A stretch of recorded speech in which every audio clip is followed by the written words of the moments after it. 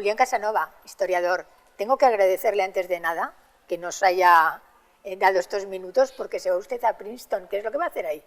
Investigar. Yo hace mucho tiempo que estoy con un proyecto sobre políticas de violencia en el siglo XX, que es un proyecto muy amplio, porque ahí está desde el terrorismo anarquista inicial a los genocidios últimos, el último en los Balcanes, pasando por el Holocausto y las políticas de violencia tanto del fascismo como del comunismo. Y entonces, bueno, es un tema muy amplio, pero tengo muchísimas ganas de concentrarme un año exclusivamente investigando. ¿Se va usted huyendo de la matraca, por decirlo de alguna manera, española sobre el tema del franquismo? Yo espero que estando lejos el ruido me llegue menos. Sí, aquí hay mucho ruido. Allá también hay ruido con Trump, ¿no? Pero yo espero que sí, que el ruido me llegue menos. No puedes desconectar, este mundo es muy global ya, como para desconectar, ¿no? Con lo cual voy a seguir entrenándome y mucho de lo que pasa en España. Recuerdo las primeras veces que cuando no había web, que hasta que no llegaba el periódico, las noticias sobre España eran escasas, pero ahora es difícil conectarse, o sea, desconectarse. Pero el ruido sí que lo agradecería, que escuchar menos ruido. Dice usted que sin archivos no hay historia. Esto lo dice muchas veces, pero sin embargo en España tenemos un problema con los archivos. Carme Chacón, cuando era ministra de Defensa, intentó desclasificar los archivos sobre la guerra civil, no lo consiguió. Llegó Morenés, él dijo la frase esa lapidaria de hay otras cosas más importantes que hacer, y Cospedal tampoco lo ha hecho. ¿Qué es lo que ocurre? ¿Qué problema tenemos con esto? O sea, yo creo que ahí hay varias partes. Hay archivos que ya son accesibles, hay archivos que dependen mucho de la arbitrariedad del regente de turno, fundamentalmente los militares, ¿no? Cuando deberían estar abiertos, y después está el archivo de la Fundación Francisco Franco, que es un archivo que no tiene sentido que lo tenga una fundación llamada Francisco Franco, que deberían estar en el Archivo Histórico Nacional al servicio de todo el mundo. Luego hay un tema que es que nunca ha habido una política seria, pública, de gestión de los archivos. Segundo punto es que hay gente que no le ha dado la importancia que tienen los archivos. Sin archivos no hay historia porque los archivos son una parte importante del legado, no la única, porque hay muchas cosas. El legado material para que los historiadores interpretemos el pasado es muy grande, pero los archivos son una parte importante. Pero si tú desprecias el conocimiento y no piensas que la historia es opinión y no crees de verdad que los archivos es donde hay una parte del legado para interpretarla desde el presente, ese es un archivo. Un archivo es siempre un resto del pasado, no todo, un resto puede ser muy importante, depende de la fuente, que tú como historiador interpretas desde el presente. Sin esa conexión, la historia desde el presente es opinión. Pasando por el filtro de ese archivo con alguien profesional, la historia no es objetiva, la historia nunca busca la verdad absoluta, pero las únicas verdades relativas que hay se descubren a través de esa investigación. ¿Por qué en España no hemos conseguido censurar la etapa franquista al 100%? Hay fisuras, hay personas, hay gente en España, y no uno ni dos, sino que hay sectores de la población en España que piensan que el golpe de Estado de Franco era legítimo. ¿Por qué cree que ocurre esto? Yo creo que hay varios motivos. Las sociedades que pasan por dictaduras en los años 30 y 40, dictaduras de tipo fascista, ultraderechista, militar, en la Europa convulsa de aquellos años, y en el 45 son derrotadas, ¿no? Esas dictaduras, podemos ir desde Italia, Alemania, pero también a Vichy, a los que fueron colaboracionistas, o a algunas dictaduras como en Austria, en Hungría, las que son derrotadas a partir del 45 y se quedan en el lado occidental, que hubiera sido nuestro caso.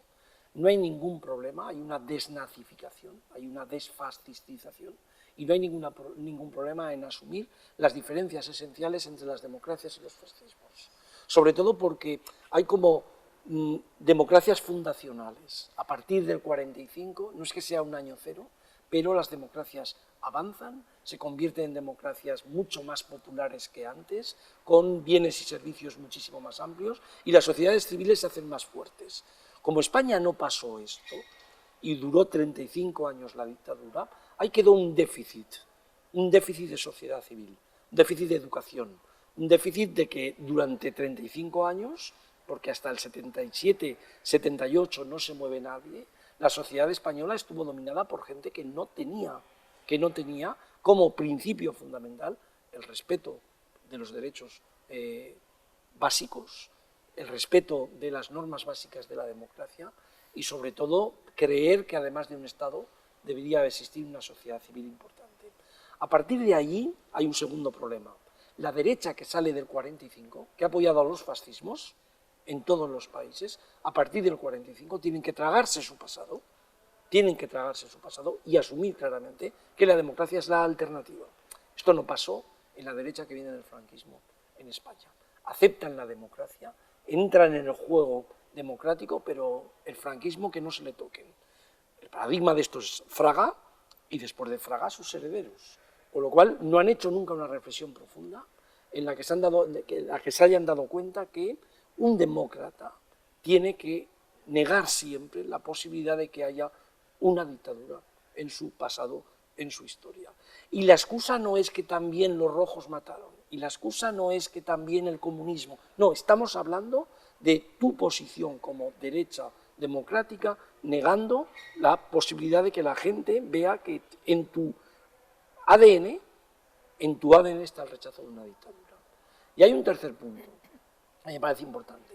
La dictadura fue muy larga, y las dictaduras largas, como ha pasado también en el este con el comunismo, las dictaduras largas tardan muchísimo más después en filtrarse lo que es la convivencia, la sociedad civil, el derecho a la educación, la política menos, digamos, con más luz y menos calor.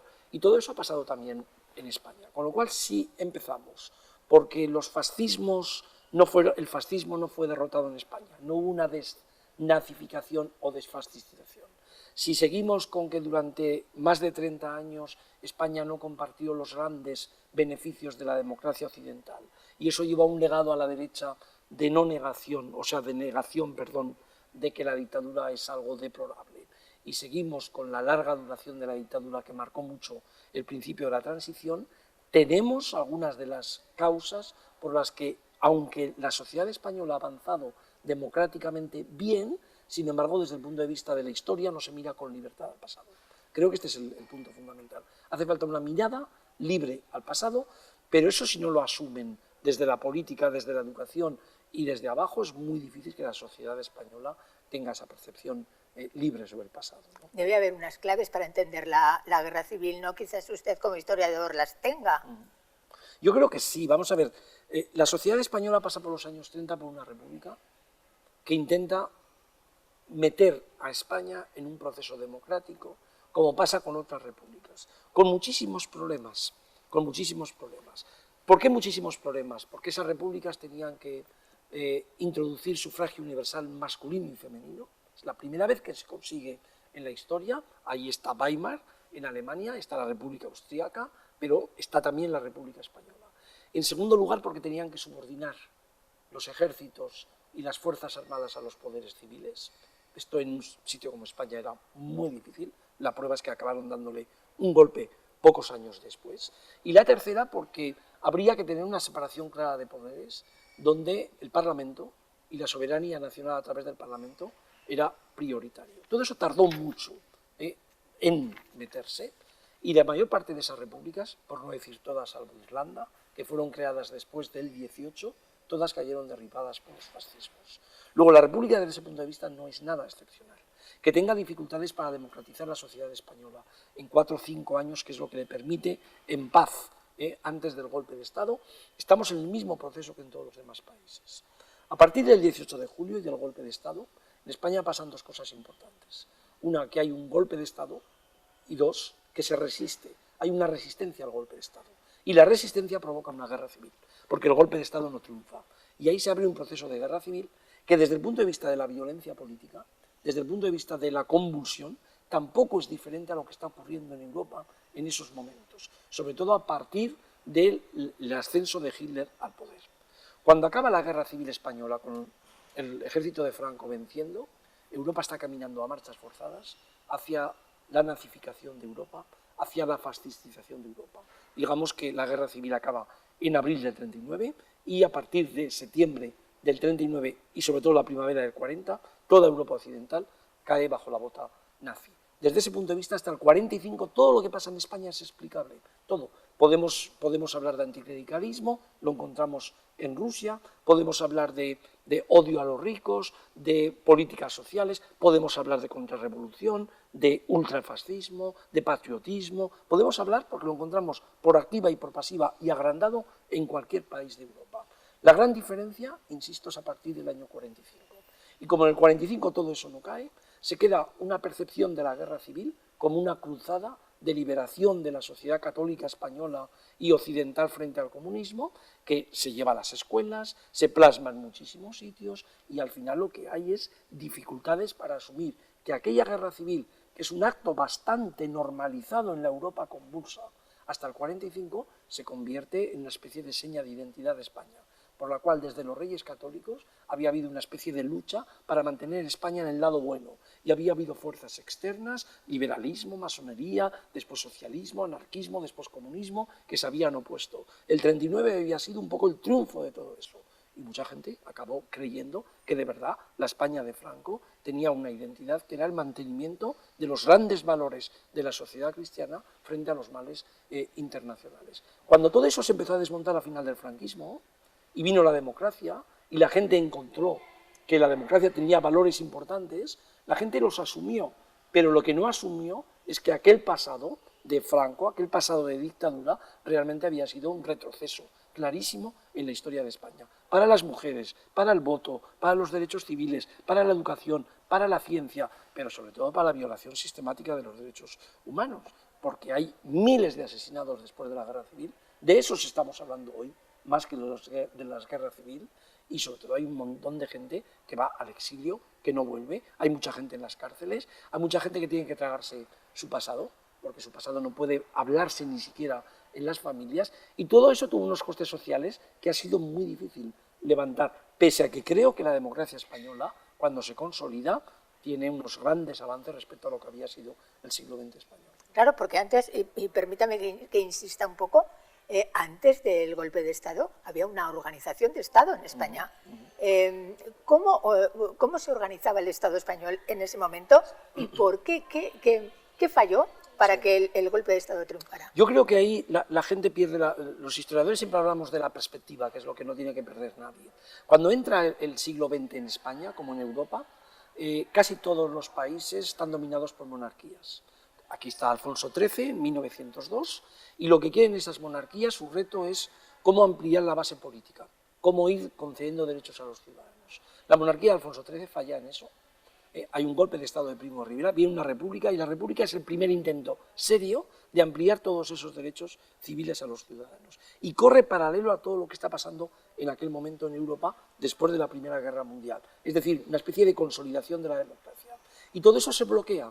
Se bloquea porque para las clases dominantes es muy duro que haya políticas de distribución de la riqueza, se bloquea porque para las clases dominantes, pero también para el catolicismo, es muy duro que se amplíe la enseñanza a capas populares que hasta ese momento no habían tenido derecho, pero todo eso está en germen y todo eso está en lucha en aquellos momentos. Lo que hay en España a partir del 36 y se consolida a partir del 39 es la misma reacción que hay en todos los países fascistas y nazis frente a la democracia, al liberalismo, al comunismo y al socialismo, con la única diferencia que en esos países, el 45 todo aquello desaparece y se consolida la democracia. ¿Qué pasa en la Europa del Este donde aparece el comunismo? Pues por supuesto que hay dictaduras importantes que hasta el 89 traen también unos grandes problemas a esas sociedades. Luego ya advierto, cuando yo estudio la España de Franco, y digo lo duro que es la España de Franco, yo no estoy negando lo duro que es el comunismo en Hungría, pero ¿usted quiere que hablemos de las dos cosas o estamos ahora en esto? Es decir, esa idea en la cual nosotros estamos ocultando, algo que yo he escrito en los últimos años mucho, que estamos ocultando que el comunismo, lejos de ser el paraíso terrenal, acabó en pesadilla, que el comunismo derivó hacia dictaduras que evidentemente no estaban en el sueño igualitario de los revolucionarios antes del 17. Todo eso lo hemos estudiado. Ahora, si yo para hablar del franquismo tengo que recordar lo malo que era Stalin, es que la historia funciona de otra forma. Hemos estudiado la parte del comunismo, pero no hemos estudiado la parte del franquismo. Bueno, en realidad lo que no se ha estudiado muy bien es el siglo XX europeo, ni el español. Yo creo que hay un déficit de educación. Yo insisto mucho en esto, creo que hay un déficit de educación. Tardó muchísimo el siglo XX en llevarse a las aulas y la gente que tenía aquella asignatura de historia como rollo, la tenía como rollo porque hablaban de los reyes visigodos o hasta Carlos IV y como mucho hasta Fernando VII. Después el siglo XIX y XX tardó mucho en entrar. Y cuando entró, no entró como una asignatura de historia global, de ver por qué España había tenido atrasos fundamentales respecto a Europa, sino que entró mucha historia local, mucha historia regional y historia muy mal dada. Yo creo que hay un déficit clarísimo. Ese déficit además ha pasado a la política. Y cuando el déficit de la educación, pasado al uso político de la historia, igual a la dictadura de Franco, entonces estamos fundamentalmente ante ruido político sin conocimiento histórico. La desesperación de los historiadores, ¿no? Yo creo que los historiadores sabemos que tenemos límites claros, que podemos llegar a las universidades, que podemos llegar a amplia gente, a programas de televisión, a medios de comunicación, en la medida en que nosotros queremos ese compromiso. Hay historiadores que no lo quieren, pero chocamos con algo muy claro, y es que cuando en los debates sobre historia aparecen opiniones y desprecio al conocimiento, nosotros nos tenemos que retirar porque no hay nada que hacer. La historiografía tiene colores, no es en blanco y negro, la historiografía puede debatirse, las perspectivas históricas pueden debatirse, pero lo que no pueden debatirse son las opiniones de gente que no tiene ninguna perspectiva historiográfica. Entonces yo creo que esa es la gran diferencia, ¿no? O la historia rigurosa, contada, con muchos colores y debatida y donde no todos estamos de acuerdo, pero ni sobre esto ni sobre el Imperio Romano, o la gente que cree que la historia es un plano más de la opinión en una tertulia. Creo que en los últimos años la historia se ha quedado en el plano de las universidades y de la enseñanza, y el plano del debate lo han dominado gente que no tiene ni idea de historia. ¿Y qué pasa? ¿Que los historiadores nos hemos retraído de ese debate? No, es que creo que hay límites claros, es decir, es muy difícil acudir a un debate sobre Franco en el que sabes que la gente que está enfrente lo único que tiene son opiniones políticas sobre Franco, que además tú no les vas a poder dialogar con ellos porque ellos ya saben lo que van a decir y por mucho conocimiento que tengas tú no vas a convencerles. Ese es digamos, el punto de partida del debate, de la discusión y de la dialéctica. Si no se arregla y no se entra en esa regla de juego, es que es inútil debatir, ¿no? Entonces, por eso la gente piensa que hay mucho más ruido que conocimiento, y por eso la gente coge más las ideas políticas que las lecturas sobre historia.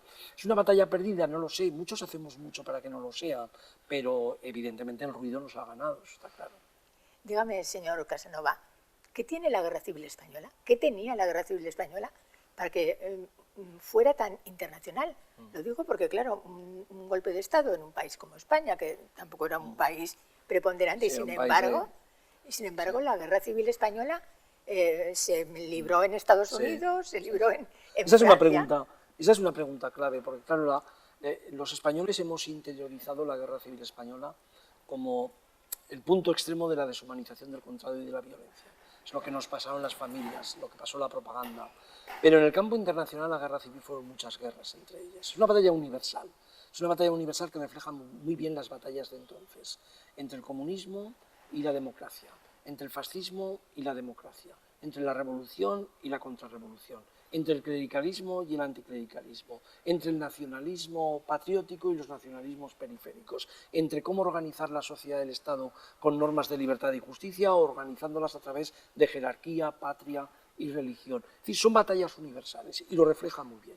Entonces hay mucha gente que se da cuenta que aquella guerra civil que sale en España, en un país exótico, desconocido para muchos, que había sido un gran imperio, pero muy venido a menos, había perdido todos los restos del imperio en 1898, que en ese país estaban librando batallas universales, como le estaba diciendo, que tenían que ver con las clases sociales, que tenían que ver con la religión, que tenían que ver con la política, con la ideología, y así lo percibe mucha gente que viene, tanto a luchar contra el comunismo, que son fascistas italianos y alemanes fundamentalmente, como a luchar contra el fascismo, que fundamentalmente son las brigadas internacionales que vienen desde Rusia a Estados Unidos, pasando por Francia, que es el país que más brigadistas aporta. A partir de ahí, cuando es derrotado la República es derrotada y el fascismo se consolida en España, también la gente sigue teniendo interés y a partir del 45 la guerra civil se convierte en un marco de estudio, donde hay para muchos una nostalgia de lo que pudo ser y no fue, la derrota del fascismo, donde hay una nostalgia de la revolución, los anarquistas en Barcelona, donde hay nostalgias por paraísos perdidos, pero sobre todo se convierte en un tema de estudio para el mundo internacional, porque es un escenario claro, más claro no hay ninguno, para ver cómo se dirimían las batallas que al final acabaron con Hitler en el poder y con Stalin consolidando una dictadura en el otro lado y con las democracias en retracción. Luego es un escenario tan rico para ver los límites de la democracia, la debilidad de la democracia, el arraigo de los fascismos, el arraigo de los comunismos, las dificultades que tiene la gente para establecer sociedades igualitarias, ¿no? O sea, es todo, porque en el fondo lo que se dirime en España es qué tipo de Estado y qué tipo de sociedad quiere usted, cómo quiere organizar el Estado y la sociedad, democráticamente, con niveles básicos de justicia o jerárquicamente y de una forma en la que la sociedad prácticamente está subordinada a la gente que domina las élites políticas. Hay muchas cosas, ¿no? Y creo que todo eso se dirime aquí en la guerra civil. ¿Era un poco placa de Petri España en ese momento? Sí, yo creo que más que el gran valor de la guerra civil española es que coge a los fascismos, a las democracias, a los comunismos en un momento de conflicto internacional y aquí tiene posibilidad de entrar en conflicto todo eso. La guerra civil 40 años después o la guerra civil 30 años antes hubiera sido diferente. El contexto es fundamental para los historiadores y si dirime todo eso con tanta fuerza, ¿no? Es porque en aquel momento en Europa se están saltando viejos conflictos y se está buscando algo diferente. Lo que sale en el 39 en España es lo que sale en Europa hasta el 45. Lo que podría haber salido en el 39 en España podría haber sido lo que salió en Europa del Este después. Lo que podría haber salido en el 39 en España si Inglaterra y Francia hubieran apoyado y Franco hubiera sido derrotado, podría haber sido a partir del 45 lo que salió en las democracias occidentales. Es decir, no es cualquier cosa, lo que sale son, digamos, salidas definitivas a vías de modernización, o fascista, o comunista, o democrática, y en España nos tocó la fascista, aunque a partir del 45 Franco soltó amarras. No, pero esa es la pregunta. ¿Por qué perduró Franco? ¿Por qué se quedó Franco? 40 años. A Hitler lo mataron, a Mussolini incluso lo colgaron de los pies y destrozaron su cuerpo, y Franco se quedó. No solamente se quedó, sino que todavía perdura, ¿no? ¿Cuál es el secreto del éxito de Franco? Yo creo que, vamos, hay que ir un poquito para atrás para ver por qué hay una retracción fundamental de las potencias democráticas y una intervención descarada del fascismo, que es el que lleva a Franco al poder. Pero la gran pregunta efectivamente es a partir del 45. ¿Por qué se queda? ¿Por qué dura tanto Franco? Entonces yo creo que hay cuatro líneas explicativas muy importantes. Una muy importante es la internacional, pero no la única. La primera porque ha ganado una guerra civil, la dictadura tiene todos los medios de coerción, de violencia, de fuerzas armadas a su disposición. Si nadie te echa desde fuera, tú te mantienes en el poder.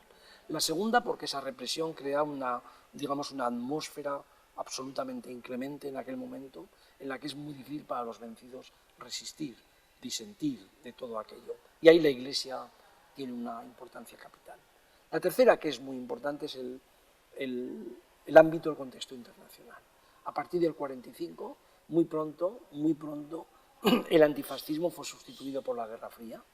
Y la Guerra Fría, los gobernantes acordaron que a no ser que complicara sus intereses coloniales, nadie iba a echar una dictadura del tipo de Franco, que era anticomunista, vendía una propaganda anticomunista y no estorbaba, digamos, a las democracias. Luego, el no apoyo internacional a echar a Franco, eso es básico, por supuesto. Y hay un cuarto factor. En la medida en que eso dura un tiempo, en la medida en que en los años 60 se empieza un desarrollismo que es universal prácticamente, y Franco y la sociedad española, después de la autarquía, el hambre, el extraperlo, en la represión, es capaz de generar también desarrollo, y muy importante, crece la sociedad española de una forma muy importante, empieza una legitimación de gente nueva que no ha pasado la guerra, de gente que ve al franquismo como una dictadura pero desarrollista, y de gente a la que convencen ya que esa dictadura ya no es la dictadura represiva de los años finales de los 30, principios de los 40.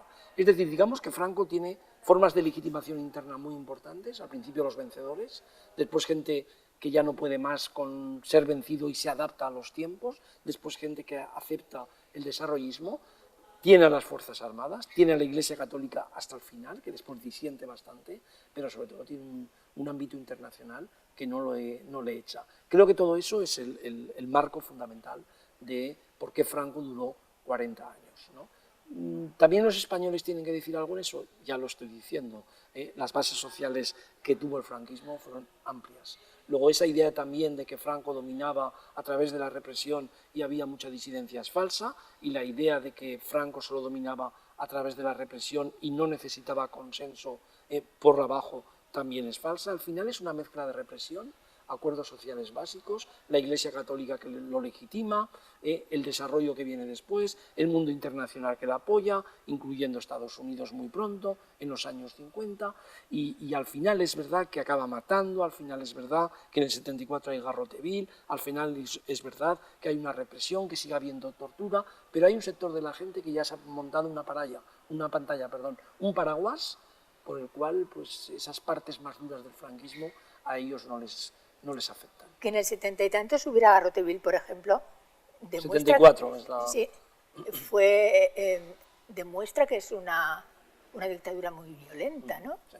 Yo creo que más, no solo por el garrote y los 5 fusilados en septiembre del año 75, es decir, menos de 2 meses después, antes, perdón, de su muerte, no solo eso, sino por la tortura, la negación de la libertad. Yo creo que hay una parte física muy importante en la represión, que es la que estamos hablando. Oigan, díganme los presos que hay, la tortura en comisaría, la violación sistemática de esos derechos básicos y elementales, y al final ya la ejecución, ¿no? El hecho de que la pena de muerte exista. Pero hay otra represión diferente. Primero, hay una atmósfera inclemente de gente que es incapaz de resistir y de disentir porque la gente le denuncia. La educación se ha instalado, una educación que es muy difícil de romper, y cuando la gente en España intenta salirse de eso, hay mucha gente que sale a través del conformismo.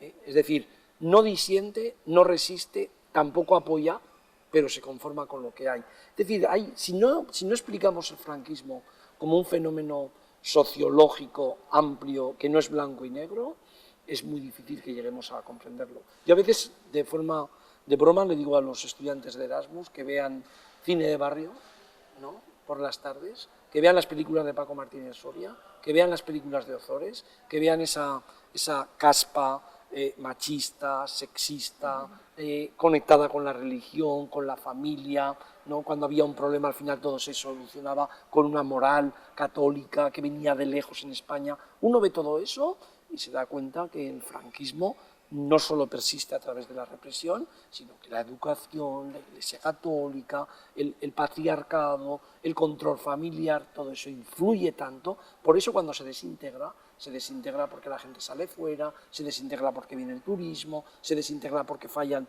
los elementos básicos, y la transición crea tantas expectativas porque había sido todo tan cutre, tan malo también desde el punto de vista de lo que era la democracia, que la gente tenía muchas expectativas. Y es verdad que la transición trajo en España a la generación que la vivió aires frescos, queríamos cosas diferentes, ¿no? De repente empezó a haber enseñanza para todos, de repente empezó a haber un Estado que ya no reprimía, que además del palo daba también zanahoria, que había seguridad social para todo el mundo, que estábamos en Europa. Bueno, este es el sueño de los 90 chollistas, ¿no?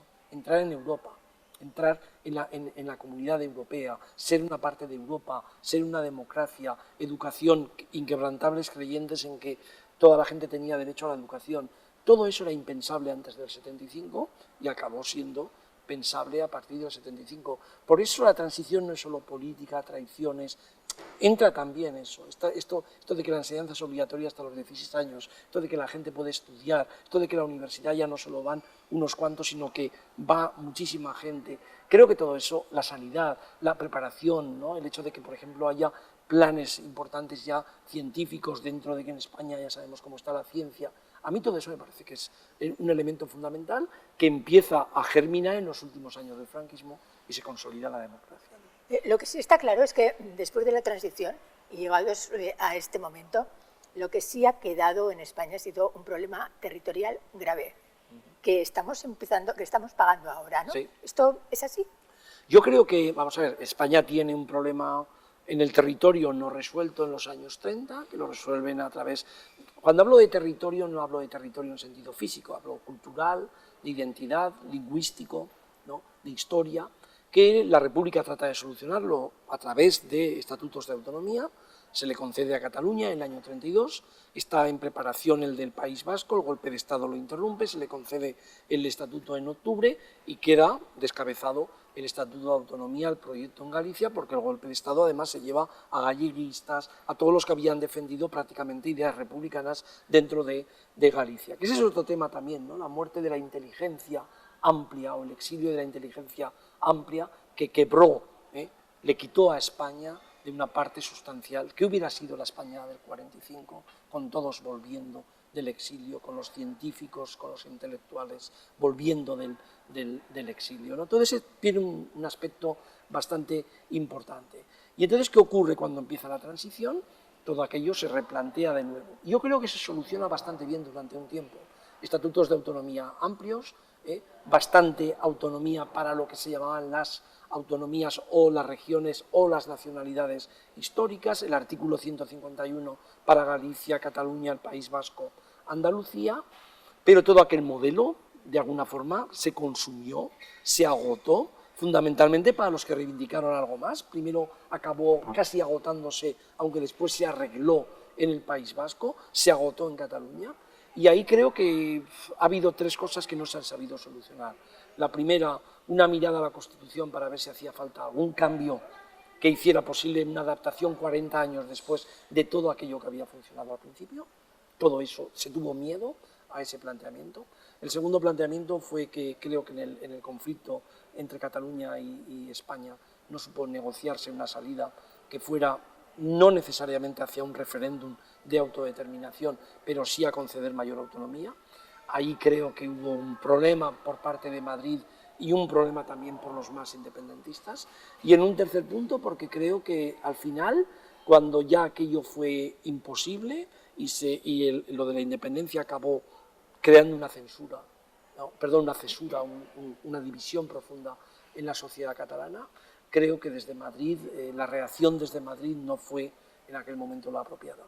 Es difícil explicar esto, nadie tiene claves para explicar por qué hemos llegado a esta situación, cuando para nosotros, por ejemplo para mí desde Zaragoza, Cataluña era un referente a principios de los años 80, lo eran en los años 90, las universidades.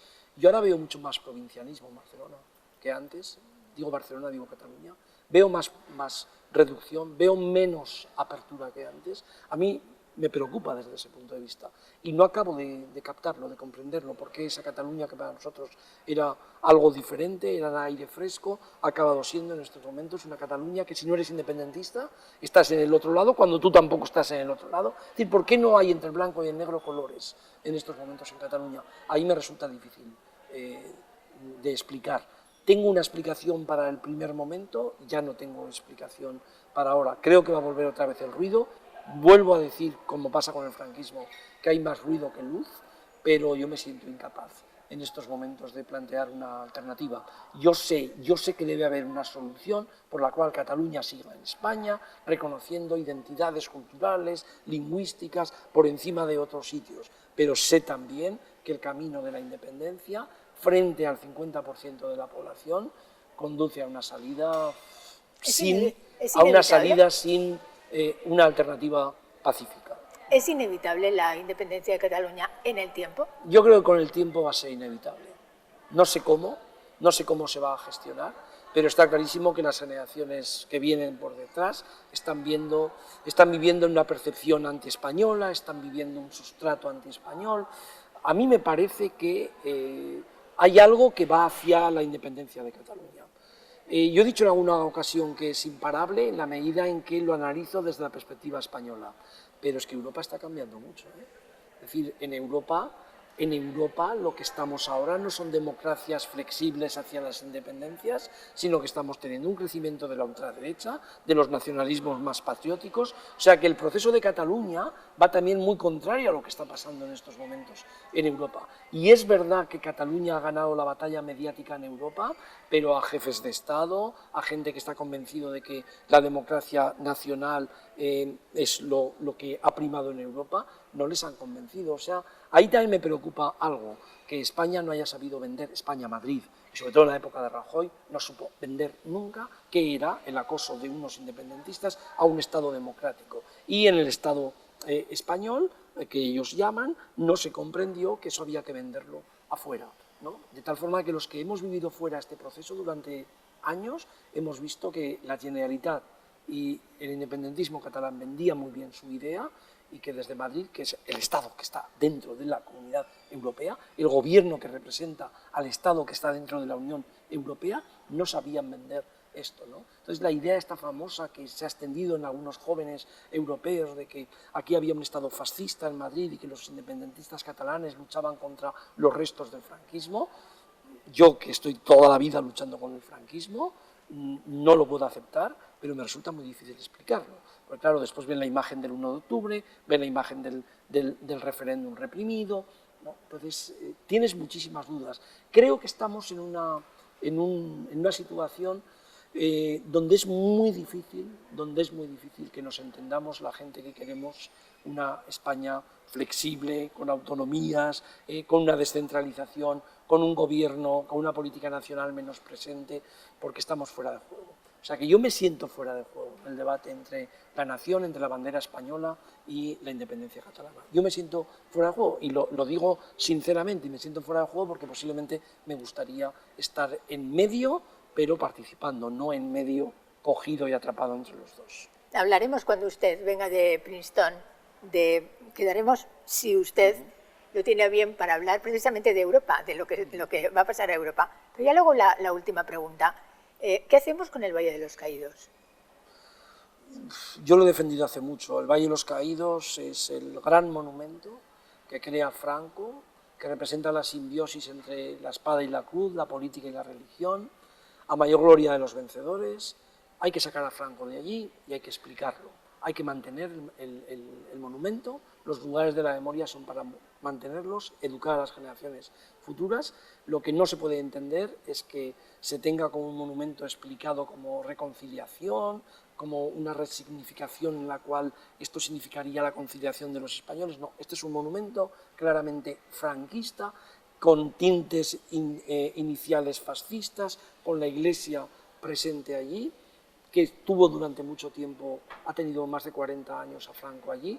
Hay que sacar a Franco, hay que mantener a las personas que fueron vencedores de la guerra y sobre todo hay que sacar a los restos de los vencidos que fueron asesinados por los franquistas, robados y llevados a ese panteón. Luego hay tres partes: Franco fuera, los republicanos y sus familias que reivindiquen sacarles, hay que sacarlos, y aquel edificio hay que explicarlo como fue un edificio donde la espada y la cruz representó durante muchísimo tiempo a aquella dictadura. No hay que derribarlo, no hay que dejarlo morir, pero no se puede explicar como un edificio de reconciliación o como un edificio diferente a lo que fue históricamente. A partir de ahí la gestión pública, de eso no me corresponde a mí, lo tiene que hacer la política. Si ellos no quieren poner los medios, los historiadores ya hemos dicho suficiente sobre eso, ¿no? Bueno, pues lo dice uno de los historiadores más reputados, señor Casanova. Que le vaya muy bien por Princeton, lo vamos a echar de menos por aquí. Vale, pues, y el mundo es global, el mundo... Quedamos emplazados para cuando vuelva. Muchísimas gracias. Ojalá Europa vaya mejor, y no digo que ojalá Trump ya no esté, pero sí que se hayan sentado las bases para que Trump nunca pueda ser reelegido. Ojalá, ojalá. Muy bien. Muchas gracias. De acuerdo, gracias.